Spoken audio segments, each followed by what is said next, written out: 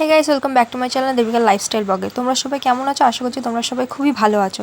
তোমরা হয়তো ভাবছো আমি ট্রেনে বসে বসে কী কেন ভিডিও করছি। হ্যাঁ, অনেকদিন ধরে ইচ্ছে করছিল বড়মার মন্দিরে পুজো দিতে যাবো, কিন্তু যাওয়া হয়ে ওঠেনি। তাই রাধা অষ্টমীর দিন আমরা ঠিক করলাম পুজো দিতে যাবো। এদিকে আমি, ও আর এদিকে শঙ্করিদিদির ছেলে আর একটা কাকিমা মিলে যাচ্ছি। আর যেতে যেতে তো সকাল দিয়ে বৃষ্টি পড়ছিল, বৃষ্টি মাথায় নিয়ে আমরা যাচ্ছি। আর চারিদিকে প্রকৃতিটা দেখতে কতটাই সুন্দর লাগছে যে কী বলবো। ওকে আমি বলছি যে কী করছো, এদিকে ও বাইরের দৃশ্যর মজা নিতে নিতে যাচ্ছে আর তারপর আমার সাথে গল্প করতে করতে যাচ্ছে। কারণ বড়মার মন্দিরে তোমরা যদি না গিয়ে থাকো আমি বলবো তোমরাও যাও। তারপর ক্যামেরাটা হুট করে আমার দিকে ঘুরিয়ে নিয়েছে। এবার আমি এক মনে জানলার দিকে তাকিয়েছিলাম, তাকিয়ে বাইরের সিনারিগুলো দেখছিলাম। তো আমরা অলরেডি সোদপুর পৌঁছে গেছি, ক্রস করে গেছি। আর এত বৃষ্টি পড়ছে, বাট তাও বাইরে কত রোদ।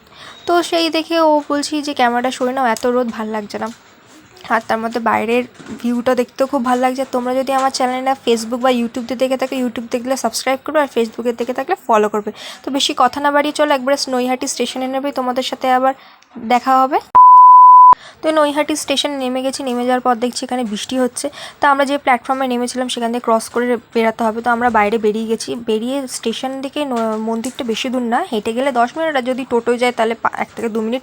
তো আমরা টোটোতে এই কারণে বসেছি কারণ সাথে একটা বাচ্চা আছে আর হালকা হালকা বৃষ্টি পড়ছে, তার জন্য বললো যে চলো টোটোয় করে আমরা চলে যাই। তো চলো, এদিকে আমরা টোটোয় করে যাচ্ছি আর সবাই হাসি ঠাট্টা গল্প করতে করতে আছি। তো দেখতে দেখতে গল্প করতে করতে আমরা বড়মার মন্দিরে পৌঁছে গেলাম। আর যেহেতু বলেছিলাম যে বৃষ্টি পড়ছে, দেখতেই পাচ্ছ, তাও অনেকে ছাতা টানিয়েছে, আমরা ছাতা টানিয়ে আমরা বাইরেই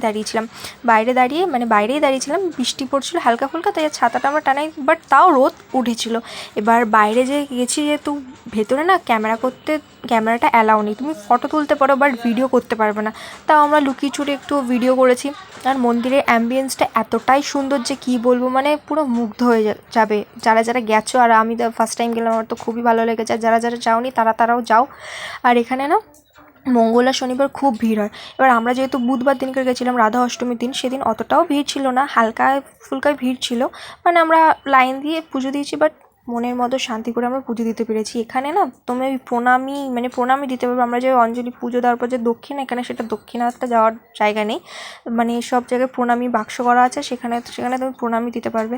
ওদিকে ভোগ দিচ্ছিলো, কিন্তু আমরা যতক্ষণে মন্দিরের ওখানটা পুজো দিতে গেছি ততক্ষণে ভোগ কিন্তু দেওয়া হয়ে গেছে। এদিকে দিদি আর এই পুচকেটাকে এত পাকা, যখনই বলছি বাবা একটু এদিকে ঘুরে দেখ, ও দেখছে তো না, প্লাস হচ্ছে হাসাহাসি করছে। এই যে টিপটা পড়েছে, একটু বড় টিপের অবস্থা। তো আমাদের পুজো দেওয়া হয়ে গেছে। পুজো দিয়ে আমরা গঙ্গার ঘাটে গেছিলাম গঙ্গার জল আনতে।